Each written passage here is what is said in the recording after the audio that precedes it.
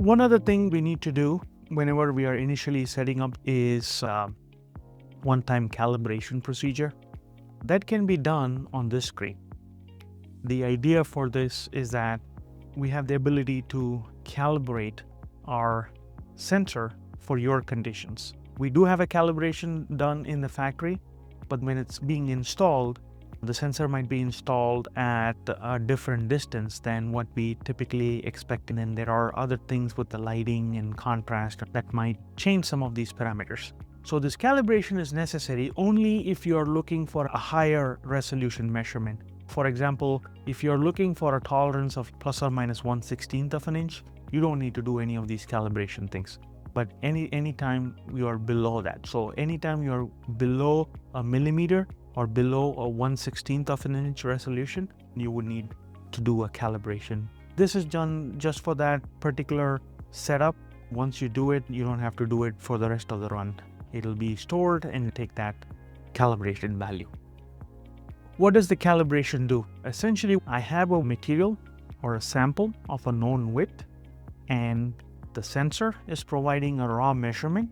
We're going to compare those two and then say the calibrated measurement is based on the actual sample width, and whatever the raw offset is, that's the correction we are going to use for the rest of the measurements. So that's indicated here. So that's basically saying what is the correction from the actual width to the measured width. That's essentially what the calibration is. So it's just creating an offset. So for example, let's say the sample width is 46. To change that, you press whatever you need to increment by and change that value. I am going to put that as 49.244. Right now, it's measuring 49.293. If I want to teach this, my sample width should match my measured width. To do that, press this teach icon and then press accept. Now it has applied a correction. Essentially, the raw width plus this correction gives me my actual width. And that's pretty simple. It's just a regular bias or correction that we are adding. Nothing fancy about this calibration. So you can do that for all these other materials. We don't necessarily need to do this if your tolerance is 1/16 of an inch or 1.5 millimeters. We don't need to do that. But for some customers looking for a higher resolution, you do that calibration procedure. Now, just to make it simple, you can enter all of these sample widths already, and then you can do a one-time teaching. Let me show you how that works. I'm going to enter this sample width here. Okay. So if I want to do all of them together, I'm going to press this teach all button, make sure that is highlighted, and then I'm going to press this teach and accept. Now, all these samples will have a correction. Before we had everything as 0. And if I now scroll through, Web 5, Web 4, Web 3, Web 2, and Web 1. All of them now have a correction. So it's just a quick way for you to do this.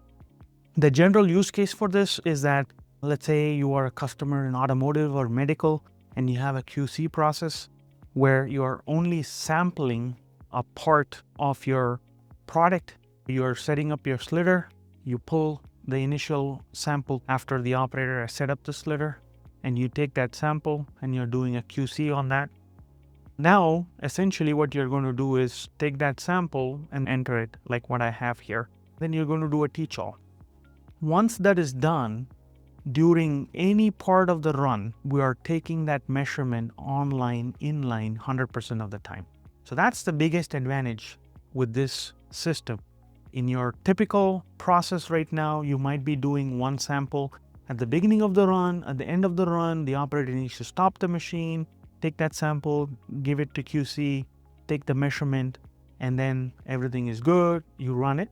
And then every time the machine is stopped, there is another sample that is taken. So this is a random sampling process with a lot of time involved between one run to another. And we completely eliminate that and allow you to keep running the machine and monitor the width all the time. So that's the biggest value proposition with our system. And that's essentially it. So that will allow you to calibrate each of these samples and be done with it.